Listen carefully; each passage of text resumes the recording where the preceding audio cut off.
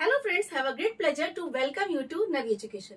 Hello class 9 बच्चों, आपके Hindi book Ganga का चैप्टर 9 जो है राम लक्ष्मण परशुराम संवाद, इसके की पॉइंट्स की और शॉर्ट वीडियो मैंने पहले अपलोड कर रखी है। आज बच्चों इस वीडियो में हम देखेंगे आपके इस चैप्टर का सारांश, व्याख्या और काव्य सौंदर्य। इट मीन्स समरी, एक्सप्लेनेशन और पोएटिक डिवाइसेस।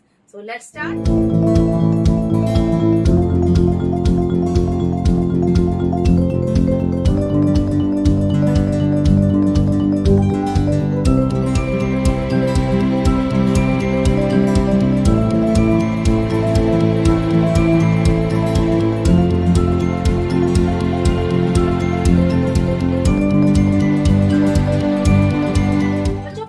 काव्यखंड राम लक्ष्मण परशुराम संवाद गोस्वामी तुलसीदास जी द्वारा रचित प्रसिद्ध रचना कौन सी है? रामचरितमानस, उसके बालकांड से लिया गया है। और इस प्रस्तुत काव्यखंड में श्री राम जी, लक्ष्मण और परशुराम जी तीनों के बीच जो संवाद हुआ था सीता स्वयंवर के समय शिव धनुष को तोड़े जाने के पश्चात, तो उस टाइम जो उनका संवाद था उसको इस काव्यखंड में दर्शाया गया। ठीक है, बहुत इंटरेस्टिंग है, मनोरंजक है, ध्यान से सुनिएगा। देखिए, उसको आपको एक्सप्लेन करने में भी बहुत मजा आएगा। तो स्टार्ट करते हैं। देखत भृगुपति वेश कराला, उठे सकल भय विकल बुआला। देखिए, भृगुपति मीन्स परशुराम जी। परशुराम जी के कराल माने विकराल वेशभूषा को देखकर, ठीक है, कराल माने विकराल, वेश माने वेशभूषा को देखकर उठे सकल भय विकल बुआला। बुआला मीन्स सभी राजा। सभी राजा भय से व्याकुल होकर, सकल माने सभी, बुआला मीन्स राजा, सभी राजा भय से व्याकुल होकर, भयभीत होकर उठ खड़े हुए। ठीक है, जैसे उन्होंने एंट्री करी सभी राजा भय से एकदम व्याकुल होकर, भयभीत होकर उठ खड़े हुए। पितु समेत कही कही निज नामा, यानी और खड़े होकर वो अपने अपने नाम और अपने पिता के नाम सब कहने लगे, यानी कि बताने लगे। उनको अपने नाम, निज नाम मीन्स अपने नाम, और अपने अपने पिता के नाम कहने लगे, बताने लगे। लगे करन सब दंड प्रणाम, और सभी दंडवत उनको प्रणाम करने लगे। दंड माने दंडवत, प्रणाम मीन्स प्रणाम, सभी दंडवत प्रणाम करने लगे। इजी है ना? जही सुभाए चित वही हितु जानी। अब ये लाइन किसके लिए है? परशुराम जी के लिए, कि परशुराम जी जिसको स्वाभाविक चितवन से हितैषी मानते हैं या हितकारी मानते हैं, वो सो जाने जनु आय खुटानी। वो तो ये समझता है, जनु माने जानो, यानी कि मानो, मानो उसकी मृत्यु निकट आ गई हो, यानी उसकी उम्र समाप्त हो गई हो। खुटानी मीन्स होता है समाप्त हो जाना, एंड, यानी कि मानो उसकी उम्र ही समाप्त हो गई हो। इट मीन्स उसकी मृत्यु आ गई हो। यानी परशुराम जी जिसको स्वाभाविक चितवन से, निगाह से देख लेते हैं, उसको अपना हितैषी मान लेते हैं, तो वो उनकी विकराल वेशभूषा से वो इतना डर जाता है कि उसको लगता है जैसे कि उसकी मृत्यु निकट आ गई हो। जनक बहोरी आई सिरुनावा। बहोरी मीन्स उसके पश्चात राजा जनक वहां पर उनको सिर झुकाकर नमन करने लगे। सीय बुलाई प्रणाम करवावा, और सीय माने और सीता जी को बुलाकर उनसे प्रणाम करवाया। सिंपल है ना? सीय बुलाए मीन्स सीता जी को बुलाकर प्रणाम करावा, यानी कि प्रणाम करवाया। आशीष दीनी सखी हर्षानी। फिर परशुराम जी ने उनको, यानी कि सीता जी को आशीर्वाद दिया, और सखी जो थी वो बहुत ही ज्यादा प्रसन्न हो गई, हर्षित हो गई। निज समाज ले गई सयानी, और वे अपनी समाज माने अपनी सखी मंडली के साथ, सयानी मीन्स सीता जी को, सयानी समझदार सुंदर सीता जी को लेकर चली गई। विश्वामित्र मिले पुनि आई। तत्पश्चात विश्वामित्र जी उनसे मिलने के लिए आए। पद सरोज मेले दो भाई, और उन्होंने दोनों भाई यानी रामचंद्र जी और लक्ष्मण जी दोनों को उनके पद सरोज में, सरोज मीन्स कमल, पद माने चरण, कमल रूपी चरणों में प्रणाम करवाया। ठीक है। राम लखन दशरथ के ठोटा, और फिर उन्होंने जाना, यानी कि परशुराम जी ने जाना कि राम और लक्ष्मण कौन है?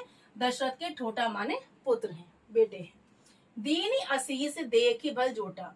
अब भल जोटा मीन्स उस भली, जोटा माने जोड़ी, उस सुंदर भली जोड़ी को देखकर दीनी असीस माने और आशीर्वाद दिए। देखी भल जोटा, उस भली जोड़ी को, सुंदर जोड़ी को देखकर फिर उन्होंने उनको आशीर्वाद दिए। ठीक है। राम ही चितई रहे थकी लोचन, और वो रामचंद्र जी के जो रूप सौंदर्य था उसको देखने से, मतलब लगातार देखते रहे, जिससे उनके नेत्र कैसे हो गए? थकी माने ठगे से रह गए, यानी वो लगातार उनके रूप सौंदर्य को देखते रहे। इतने सुंदर थे रामचंद्र जी कि उनको देखने से उनके नेत्र ठगे से रह गए।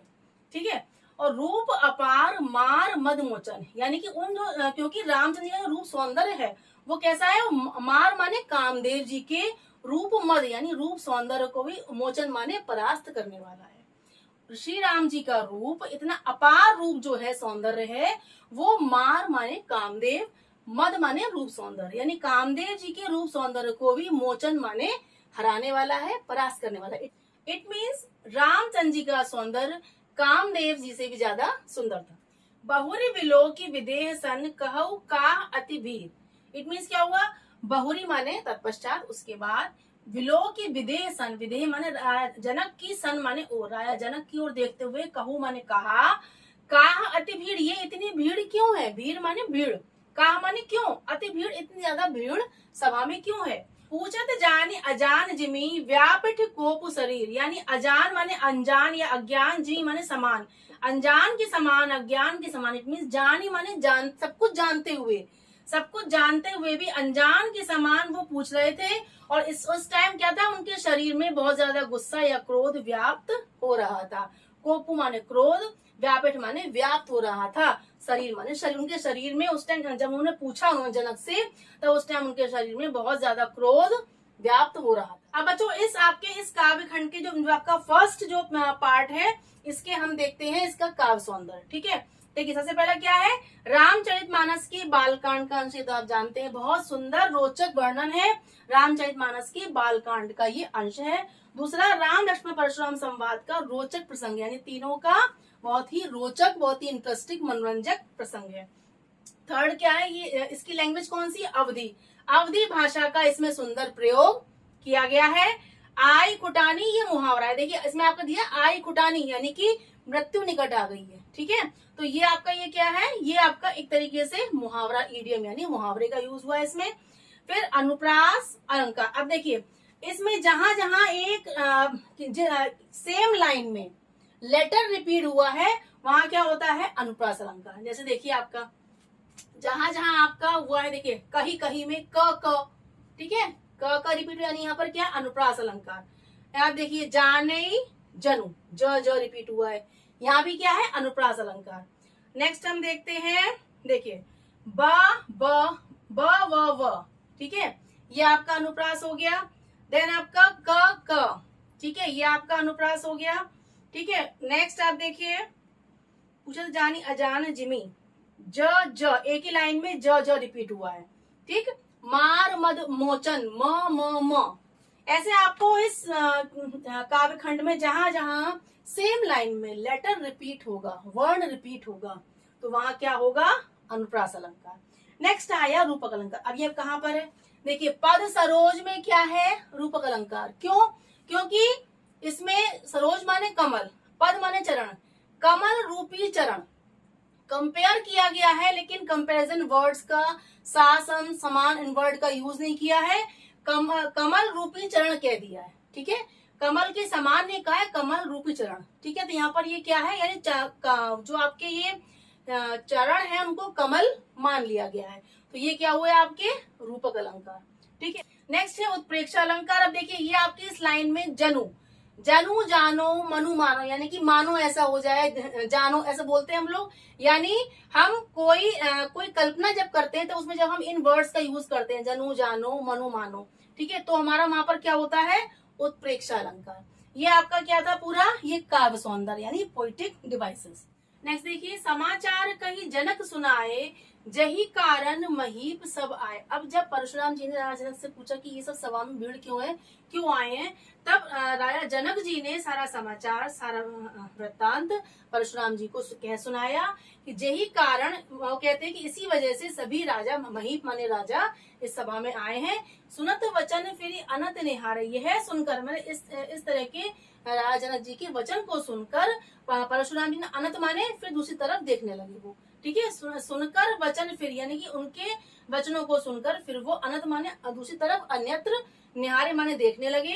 देखे चाप खंड मही डारे, उन्होंने देखा कि चाप खंड माने धनुष का टुकड़ा टूटा हुआ, मही माने धरती पर, डारे माने गिरा हुआ है, पड़ा हुआ है। ठीक है, अतिरिस बोले वचन कठोरा, तत्पश्चात परशुराम जी बहुत ज्यादा क्रोधित होकर कठोर वचनों में बोले। ठीक है, कहु जड़ जनक धनुष के तोरा। तो वो कहते कि हे मूर्ख जड़ जनक, जड़ माने मूर्ख, हे मूर्ख जनक, ये कहू माने बताओ कि इस धनुष को, शिव धनुष को, पवित्र धनुष को क्या माने किसने तोड़ा है।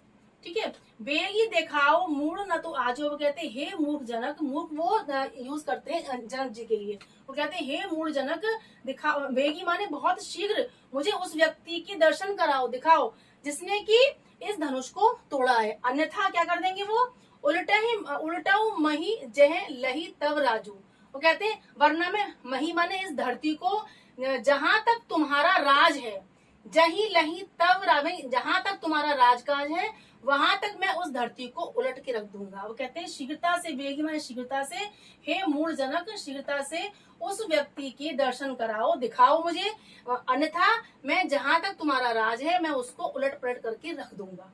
ठीक है, यानी कि बहुत ज्यादा वो गुस्से में हो गए। अति डर उतरु देत नृप नाही। अब अत्यधिक डर कर, यानी कि परशुराम जी की कठोर वचनों को सुनकर जनक बहुत डर गए, भयभीत हो गए और उन्होंने उतरु माने उत्तर आंसर, देत नृप नाही, नृप माने राजा ने उत्तर नहीं दिया, यानी वो शांत खड़े रहे। ठीक है, लेकिन क्या हुआ, कुटिल भूप माने जो उस सभा में जो कुटिल मनोवृत्ति के भूप माने राजा थे, वो बहुत ज्यादा हर्षे मनमाही, यानी कि वो मनी मन बहुत ज्यादा खुश होने लगे। ठीक है, सुनी सुर मुनि नाग नगर नर नारी। अब सुर माने वहां जो देवता आए थे, मुनि आए थे, नाग वंश के लोग आए थे और अयोध्या नगर के जो नर और नारी थे, वे सब सोच ही सकल माने वे सभी ये सब देखकर सोच कर त्रास और मतलब वो अपने हृदय में, और माने हृदय में बहुत त्रास माने भय, बहुत ज्यादा भय, यानी कि वो उनके हृदय में वो महसूस करने लगे। यानी परशुराम जी के इतने कठोर वचनों को सुनकर जितने देवता आए थे, मुनि थे, जो नागवंश के लोग थे, जो अयोध्या नगर के जो नर और नारी थे, जितने भी आए थे, वे सकल माने सभी उनके वो अपने हृदय में अत्यधिक त्रास माने भय, यानी कि महसूस करने लगे। ठीक है, सोचने लगे। मन पछताती सी महतारी। अब सीता जी की जो माँ थी वो मन ही मन पछताने लगी, यानी बहुत ज्यादा वो उनको पछतावा होने लगा। विधि अब सबरी बात बिगाड़ी। वो सोचती है कि विधि माने विधाता ने अब सबरी यानी कि सारी बनी बनाई बात बिगाड़ दी है। ठीक है, ये सब सोच के वो देखकर, ये सारा दृश्य देखकर वो जो सीता जी की जो माँ थी वो बहुत ज्यादा डर गई, भयभीत हो गई, बहुत परेशान होने लगी कि विधाता ने बनी बनाई बात बिगाड़ दी है। ठीक है, भृगुपति कर स्वभाव सुन सीता। अब सीता जी भृगुपति मीन्स परशुराम जी के इतने क्रोधित स्वभाव को सुनकर देखकर, ठीक है, सीता जी भृगुपति माने परशुराम जी के इतने क्रोधित स्वभाव को सुनकर देखकर अरग निमेश कल्प संविता, यानी कि इतनी ज्यादा डर गई कि उनका अरग माने अर्ध माने आधा, निमेश माने क्षण या पल, मोमेंट, उनका आधा पल भी कल्प माने करोड़ों सालों के समान बीतने लगा। यानी उनको आधा आधा पल भी लगा जैसे कि करोड़ों सालों, यानी उनका वो समय बीत नहीं रहा था। वो बहुत ज्यादा परेशान, भयभीत, डर गई थी। सभे विलोक लोग सब जान जान की भीड़। ठीक है, अब श्री रामचंद्र जी ने क्या देखा कि सब लोग बहुत ज्यादा भयभीत हो रहे हैं और जानकी माने सीता जी भी बहुत ज्यादा, भीरू माने बहुत डरी हुई जान पड़ रही है। यानी लास्ट में श्री रामचंद्र ने देखा कि ये सब सुनकर देखकर सभी लोग बहुत ज्यादा, सभे माने भयभीत हो गए हैं, डर गए हैं और जानकी माने सीता जी भी बहुत ज्यादा भयभीत दिखाई दे रही हैं, जान पड़ रही हैं। हृदय न हर्ष विषाद कछु। फिर अब क्या हुआ, बोले श्री रघुवीर। अब श्री रघुवीर श्री रामचंद्र जी अपने हृदय में, मन में ना हर्ष, न विषाद, न सुख, न दुख, कुछ भी महसूस न करते हुए वो सीधे वो श्री रामचंद्र जी परशुराम जी से बोले। अब क्या बोले वो आप नेक्स्ट स्टैंजा में देखेंगे। चलिए अब इस स्टैंजा के, इस काव्य खंड के हम काव्य सौंदर्य को देखते हैं। देखिए ऐसे पहले आपको सेम लाइन है, रामचंद्र जी के रामचरितमानस के बाल कांड का ये अंश है, बहुत ही सुंदर रोचक अंश है। ठीक है, सेकंड राम लक्ष्मण परशुराम संवाद का ये रोचक प्रसंग है। ठीक है, इतना तो आपको लिखना ही है। फिर ये अवधि भाषा का सुंदर प्रयोग हुआ है, इसमें तुलसीदास जी ने अवधि भाषा का प्रयोग किया है। इसमें आपके क्या है, इस चैप्टर में क्या है आपके रामचरितमानस में यानी चौपाई दोहा छंद है, चौपाई दोहा छंद का मनोरम प्रयोग हुआ है। ठीक, अनुप्रास, अब देखिए इसमें क्या है, अनुप्रास, उपमा, अतिशयोक्ति, ये तीन अलंकार है। अब अनुप्रास कहाँ पर है, जहां जहां आपका जिस लाइन में सेम लेटर रिपीट हो, सेम वर्ण रिपीट हुआ है, वहां वहां क्या होगा? अनुप्रास। अब देखिए कहाँ कहाँ होगा, देखिए बोले वचन में ब ब वचन, ठीक है, जड़ जनक में ज ज, ठीक। नेक्स्ट आपका आया ना, नाग नगर नर नारी न न, ठीक। नेक्स्ट आपका आया जान जानकी में ज ज, जहां जहां आप सेम लेटर देखें हृदय और न हर्षु ह, ठीक। अब आया स्वभाव सुनो सीता में स स, इसमें बहुत जगह पर आपका सेम वर्ण लेटर रिपीट हुआ है, जहां जहां रिपीट हो वहां वहां आप कह दीजिए सोच ही सकल स। ध्यान से देखेंगे तो बहुत जगह बात बिगाड़ी में ब ब, जब सेम लाइन में आपके लेटर यानी कि वर्ण रिपीट होंगे तो वहां पर क्या होगा? अनुप्रास अलंकार, ठीक है। यानी आवृत्ति, रिपीट माने आवृत्ति, वर्ण की आवृत्ति होती है तो वहां क्या होता है? अनुप्रास अलंकार। नेक्स्ट देखते हैं उपमा। उपमा कहाँ है? देखिए उपमा आपका यहाँ पर है, अरग निमेश कल्प सम। अब देखिए उपमा में क्या होता है? उपमा में आपका होता है सा सी से, यानी कि कंपैरिजन करने में, तुलना करने में कंपेयरिंग वर्ड्स का यूज करते हैं। सा सी से सम समान, यानी समान के लिए हम समता को शो करने के लिए हम यूज करते हैं कंपेरिजन वर्ड। यहाँ पर देखिए सम यूज हुआ है, करोड़ों सालों के समान, आधे पल को कंपेयर किया गया है, करोड़ों कल्प माने करोड़ों साल के समान। अब यहाँ पर क्या है? सम से उपमा अलंकार है, ठीक है। सम वर्ड का यूज किया है कंपैरिजन करने में तो उपमा अलंकार है।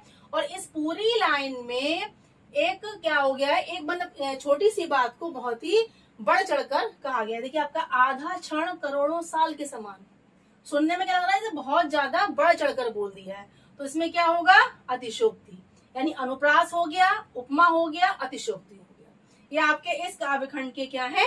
काव्य सौंदर्य।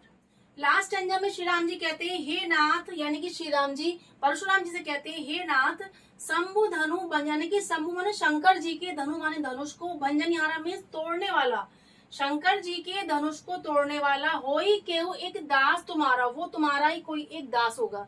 यानी श्री राम जी परशुराम जी से कहते हैं कि हे नाथ, इस शंभु माने शंकर जी के धनुष को भंजन यहाँ में तोड़ने वाला, होई केहू एक दास तुम्हारा, वो तुम्हारा ही कोई एक दास होगा। आयसु कहा कही किन मोही, यानी वो कहते हैं कि हे परशुराम जी आप मुझे आज्ञा क्यों नहीं देते? आयसु माने आज्ञा, कहा माने क्यों, कही किन मोही, मुझसे वो आप आज्ञा मुझे क्यों नहीं देते हैं?